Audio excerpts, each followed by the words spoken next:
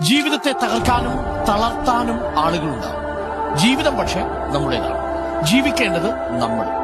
തളർത്തിയവരുടെ മുന്നിൽ നെഞ്ചും വിരിച്ച് അഭിമാനത്തോടെ അങ്ങോട്ട് ജീവിച്ച് കാണിച്ചു കൊടുക്കണം. അതാണ് മധുരമനോഹരമായ ജീവിതം.